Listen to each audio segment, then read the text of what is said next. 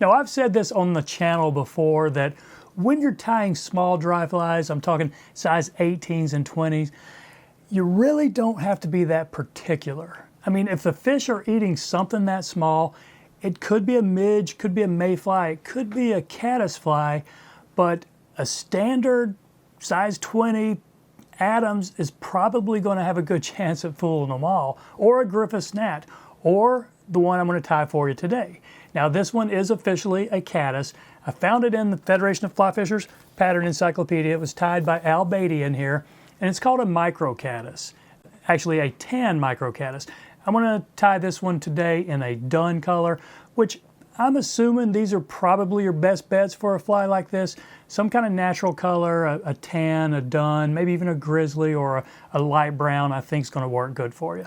Now, it's a really simple pattern, not counting the thread, just a one material fly.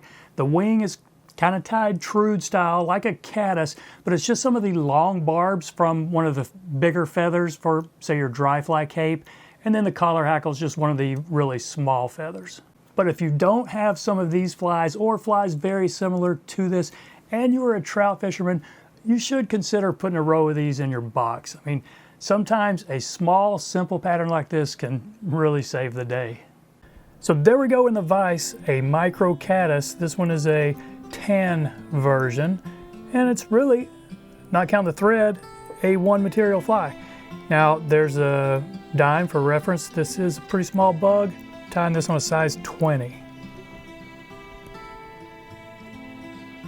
So get your hook in here now. You got to be a little bit careful. If you don't get enough purchase, that thing's going to pop out, fly somewhere on the other side of the room. You will probably never find it. But I am going to stick with my standard 70 denier thread. It'll be small enough for this guy. So let's go ahead and catch it in anywhere up front. Can I break it off without making a mess? Yeah, I think we're fine right there.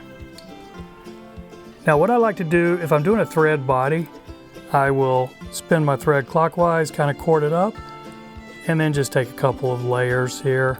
So we're going to get a little thread body here. It's a little bit quicker than trying to dub something. And, you know, don't fear that you're wasting a lot of thread. I probably just used about 3 inches of thread there, so not really a big deal. Let's see if we can get that a little straighter in there. And the first thing I'm going to catch in is going to be our wing. I mean, this is a caddis, so it's got this kind of trude style caddis wing, and this is just hackle barbs. Barbs from the one of the bigger feathers from this dry fly cape. We'll catch it in, you know, several wraps right here and take a look at it. So that's your caddis wing. We'll go a little bit farther back so we have some room for our hackle right here.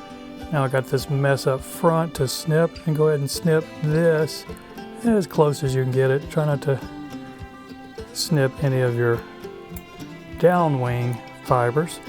Just make sure we get all these right here. Okay, I think we're fine. Now this might be the only tricky part of this fly.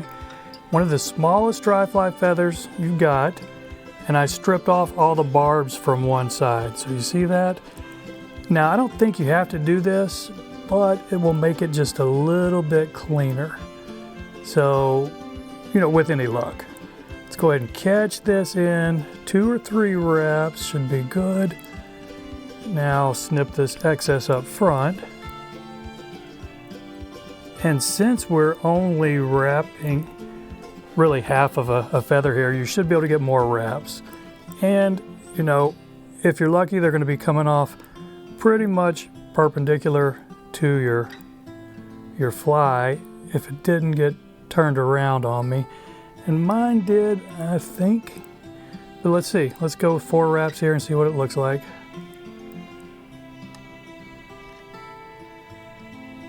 Okay, I got a few barbs going forward, but we should be able to take care of these.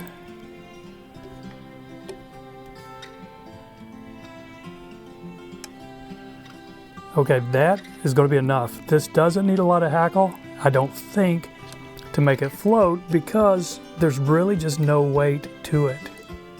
It's going to, with any floating, this thing's just going to sit on the surface.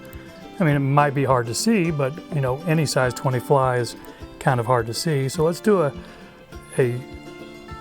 brief little whip finish here. I'm gonna go with 3 turns. And I won't use head cement on something small like this. It's a cheap fly. It's probably not gonna fall apart on you. And it just, you know, it's hard to get head cement on a tiny little head like this. So just clean it up, make sure you can get your tippet through there, because you're gonna be putting probably some 6X up through that little hole. So there you go, a one material micro caddis. Pretty neat fly, but sometimes a little pattern like this can save the day for you. So that's it, my friends. I appreciate you watching. Y'all take care, and we'll see you next time.